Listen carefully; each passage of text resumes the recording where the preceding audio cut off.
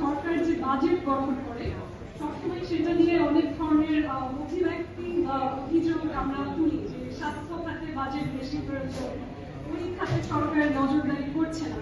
কিন্তু স্বাধীনতার পর যে অলমোস্ট 50+ আমাদের ইতিহাস, আমরা কখনোই এই গবেষণাকর্মী সংগঠনগুলোকে দেখি না যে তারা আসলে কোনো অল্টারনেট আইডিয়া বাজেট পেশ করেছে, যে গবেষণা করে আসলে সরকারের কি ধরনের বাজেট বাস্তবায়ন করলে আমাদের অর্থনীতির চাকা আসলে মসৃণ হবে, সেই আইডিয়াটা নিয়ে আসলে কাজ হচ্ছে। সেখানে উপায় যে উদ্যোগ নিয়েছে তারা যদি আসলে এই মাল্টি স্টেক হোল্ডারদেরকে একত্র করে গবেষণা ভিত্তিক বাস্তবতা নির্ভর একটা অল্টারনেট বাজেট পেশ করতে পারে, আমার মনে হয় সেটা সরকারের জবাবদিহিতা নিশ্চিত করতে আরো অনেক সুন্দর উদ্যোগ হবে। এবং আমরা যখন অর্থনীতি নিয়ে কথা বলি, আমাদের প্রাথমিক একটা ধারণা হচ্ছে অর্থনীতি মানে হচ্ছে টাকার হিসাব নিকাশ। আমরা এখানেও শুনলাম সবাই কথা বলছি রেমিটেন্স কত আসে, মূল্যস্ফীতি কত হয়। অবশ্যই অর্থনীতিতে সংখ্যা একটা বিশাল গুরুত্বপূর্ণ বিষয়, তবে আমাদের দেশের ক্ষেত্রে এবং সারা বিশ্বে আপনি যদি একটা দেশকে সত্যিকার অর্থে উন্নত করতে চান, সেই ক্ষেত্রে আপনার নীতিতে মর্যাদা, সম্মান, এই শব্দটা অন্তর্ভুক্ত করা অনেক অনেক গুরুত্বপূর্ণ।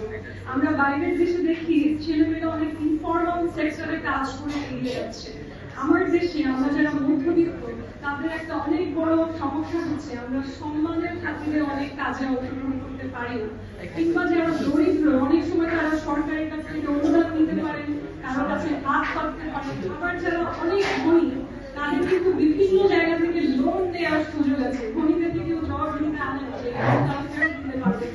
কিন্তু মধ্যবিত্তের একটা বড় কর্মসংস্থানের ক্ষেত্রে সমস্যা হচ্ছে সম্মান কোন কাজে পাওয়া যায়।